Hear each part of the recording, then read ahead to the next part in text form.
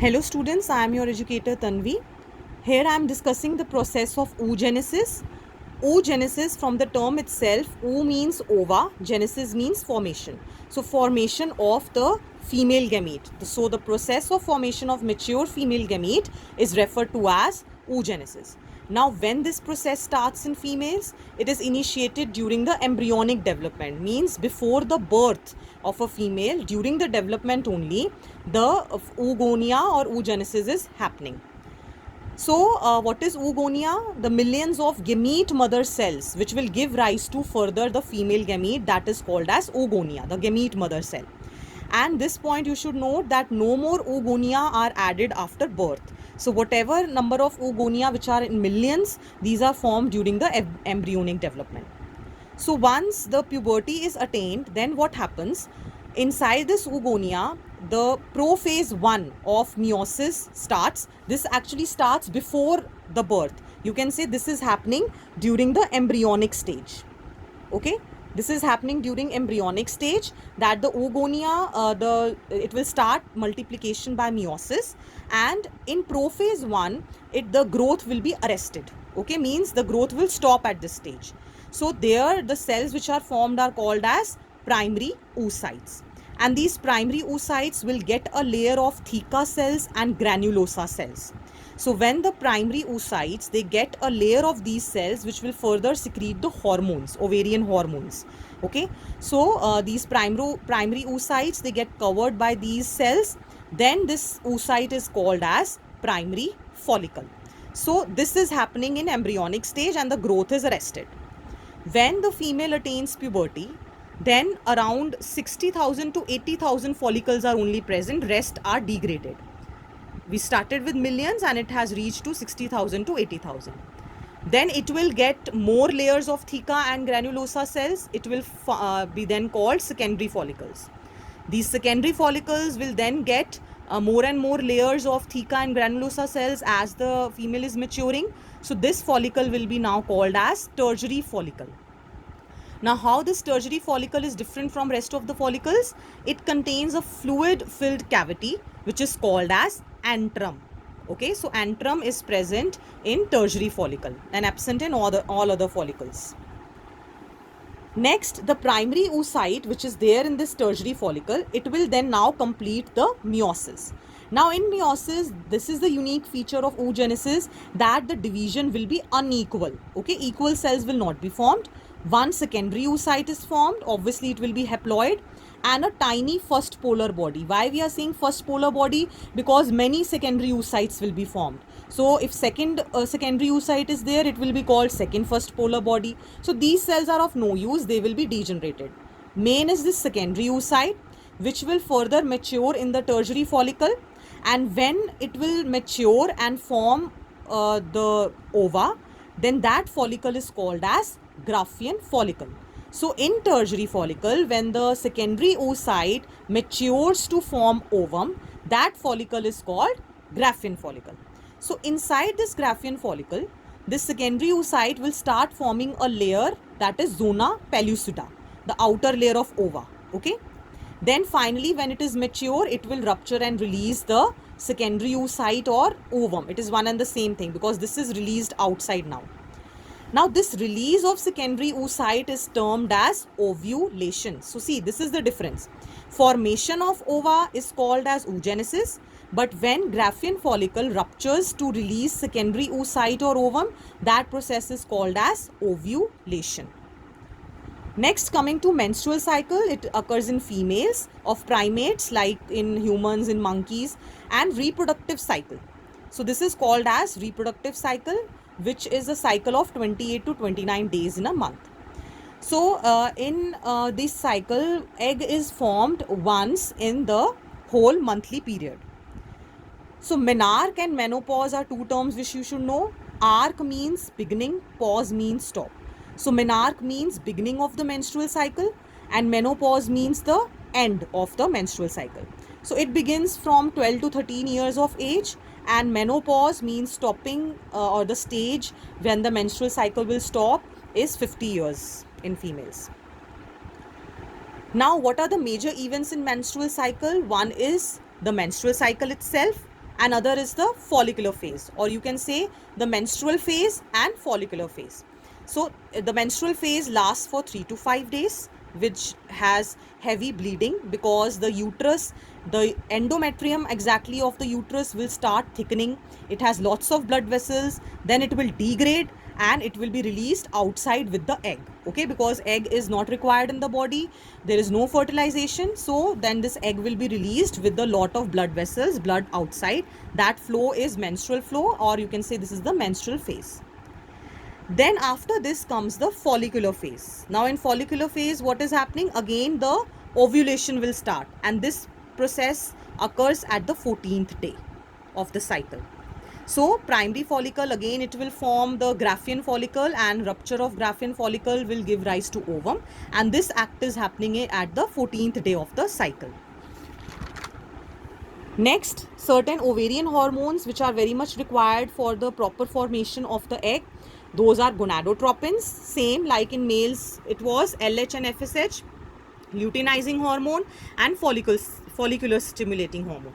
So when in the 14th day there will be a lot of LH surge, means lot of luteinizing hormone will be there, which will promote the synthesis of ova, that is ovulation, and which will further lead to luteal phase. Now what this luteal phase is? That, see, the ova is released from Graafian follicle, it is ruptured and it will release the egg. After that there is luteal phase, means this leftover Graafian follicle, the remaining parts, they will form corpus luteum. The remaining parts of Graafian follicle form corpus luteum, and this secretes a very important hormone which is called as progesterone, and this is very much required to maintain pregnancy, so that is why it is called as pregnancy hormone, because it maintains the formation of endometrium. It doesn't allow endometrium to break down. So if fertilization is not happening, okay, so in case fertilization is not happening, the lady is not pregnant, then what will happen? This corpus luteum is not required, progesterone is not required in the body, so this corpus luteum will degenerate. Fine. Otherwise, what is happening? Graafian follicle, it is releasing ova, and after that we are having luteal phase. But if fertilization is not happening, so this luteal phase is absent in that case. Now coming to fertilization, it is the fusion of male and female gamete. It is happening where? In the ampulla of oviduct. And when will fertilization happen? When both the sperms and ova, they reach this oviduct simultaneously. It is not that ova is there and sperm is not there, so fertilization will not happen. Both have to be at the same place simultaneously. Now what happens if fertilization is taking place? The sperm will have acrosome. It has acrosome which will release enzymes, and it will start you can say puncturing or help in entering the zona pellucida of the ova. Now what will happen? Once the sperm enters, it will start induce changes in this zona pellucida. Okay, it will induce changes in this membrane, so it will block entry of another sperm, means only one sperm can enter. In this, if the second sperm tries to enter, it will not be able to, because zona pellucida, the structure has now changed, that is induced by the sperm itself. So you can say it will block polyspermy, means only one sperm, multiple sperm, poly means multiple, many sperms cannot enter. Next, coming to sex determination. In females, the sex chromosomes are X and X, and in males it is X and Y. So when the gametes will be formed, you can see haploid X and X. These are the gametes which are formed. So what is the possibility that the child will be a female or male? It is 1:1, 50% chances. See, if the X of female fuses with X of male, it is a female. If X of female fuses with Y of male, it is a male. Baby boy is born. Similarly, again, if this fuses with this, female, and if this fuses with this, it is the male.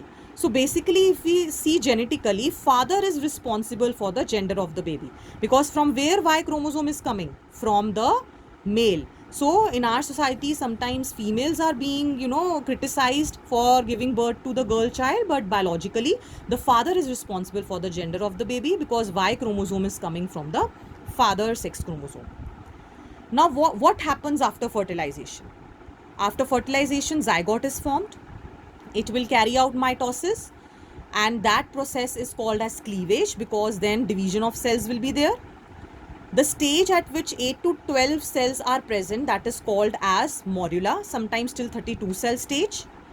And these morula contain certain cells which are known as blastomeres. Okay, the cells of morula, further they are called as blastomeres, which form blastocyst. Means after the 8 to 12 cell stage, these cells are called as blastomeres, and the structure is called as blastula or blastocyst. You can clearly see there are two layers of cells. One is this outer layer and one is this inner. Outer one is called as trophoblast and inner one is called as inner cell mass, which are generally stem cells which will give rise to the organs. Further, this blastocyst will form gastrula. This process is called gastrulation. Now, what is happening in gastrulation? The blastula is getting three layers: ectoderm, mesoderm and endoderm. Okay, these three layers are there. Then what is happening? This trophoblast layer will attach to the endometrium and the process of implantation occurs, okay, in the uterus. Now there are finger-like projections on the trophoblast. You can see over here, these are called as chorionic villi, and these are having a tissue which is called placenta. Now the developing embryo, it is attached to this villi and placenta through a cord which is called as umbilical cord. Now what this placenta is doing, it is providing the nutrition to the baby from the mother's body, and it is also called as endocrine tissue because it releases these hormones which are very much important for the growth of the baby. So these are human chorionic gonadotropin, human placental lactogen, estrogens, progesterones and relaxins. So that is why placenta is called as a endocrine tissue. Then regarding gestation period in females, it is 9 months. So the 9 months are divided into three categories. First 3 months, first trimester, next 3, second trimester, and last 3 is third trimester. So in the first trimester, the heart starts developing. So the heartbeat is very much clear in the first trimester of a baby. Then in second trimester, the organ systems are being formed, and at the end, the movements of the baby can also be felt.